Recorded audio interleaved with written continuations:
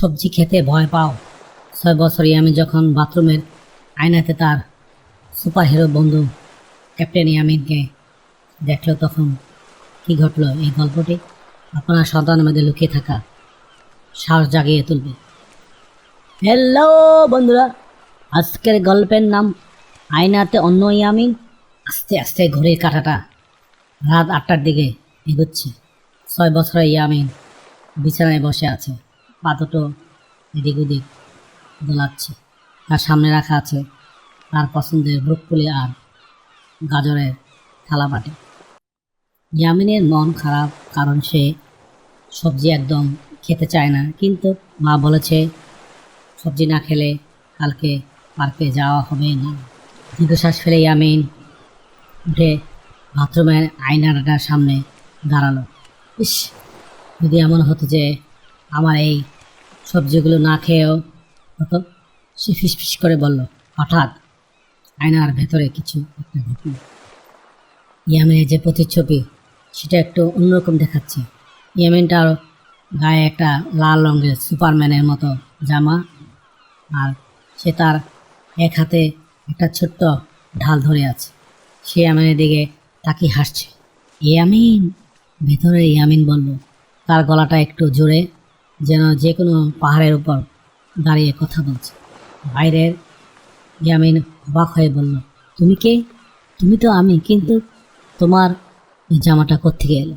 আমি তোমার ভেতরের খুশি ক্যাপ্টেন। আমি জানি তুমি কি ভাবছো। এই সবজিগুলো হলো দানবের মতো, তাই না? ভিতরে ক্যাপ্টেন ইয়ামিন ঢালটা উঁচিয়ে বলল। ইয়ামিন মাথা নাড়ল। হ্যাঁ, মনে হচ্ছে যেন আমি একটা সবুজ জঙ্গলের পাড়ি দিচ্ছি। ক্যাপ্টেন ইয়ামিন হাসলো, কিন্তু আসল সুপার হিরোটা তো চ্যালেঞ্জ থেকে পালায় না, তারা কঠিন কাজটাকেও প্রথমে করে। ভাবো তো, এই ব্রোকলিগুলো হলো আসলে সবুজ গাছ, আর গাজরগুলো হলো কমলা রঙের ঢাল। তুমি যদি এগুলো খেয়ে নাও তাহলে তুমি আরও শক্তিশালী হবে। তোমার পেট হবে সুপার হিরোর মতো খাঁটি জীবন শক্তি। বাইরের ইয়ামিন একটু ভাবলো, তার চোখে মুখে এখনও ইতস্তত ভাব, কিন্তু সুপার হিরো কথাটা মুখে, তার মনে একটু সাহস হলো। কিন্তু আমার খেতে ভালো লাগে না, তাতে কি? সত্যিকারের অ্যাডভান্সের সবসময় কিছু মিষ্টি হয় না। বন্ধু, তুমি একটা কাজ করো, চোখ বন্ধ করে একটা কামড় দাও। মনে করো তুমি এটা দ্রব্য শক্তি খাচ্ছ, সেটা তোমাকে কাল পার্কে খুব জোরে দৌড়াতে সাহায্য করবে। ক্যাপ্টেন ইয়ামিন তাকে উৎসাহ দিল। ইয়ামিন খুব সাবধানে আয়নার কাছে হাত ধরল। অন্য ইয়ামিনও ঠিক সে একই জায়গায় হাত ধরল। তাদের হাতের মাঝখানে যেন এক অদৃশ্য শক্তি খেলা করতে শুরু করল। ঠিক আছে, ইয়ামিন মনে মনে বলল, আমি চ্যালেঞ্জটা নিলাম। সে আয়নার সামনে থেকে সরে এসে তার টেবিলে ফিরে গেল। সে চোখ বন্ধ করে নিল, একটা সবুজ ব্রোকলি হাতে তুলে নিল এবং এক কামড়ে সেটা খেয়ে ফেলল। আর তার মুখটা হয়তো একটু কুঁচকে গিয়েছিল, কিন্তু সে গিলে ফেললো এবং তারপর সে একটা গাজরও খেলো। ভাবলো সে যেন দুটো শক্তির ঢাল খেল। আমি দানবদের হারালাম, সে চেঁচিয়ে উঠল।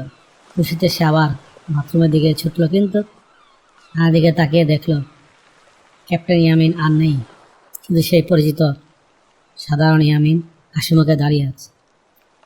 তার হাতে এখন কোনো ঢাল নেই, কিন্তু ইয়ামিন জানে সেই সাহসটা এখন তার নিজের ভিতরে আছে।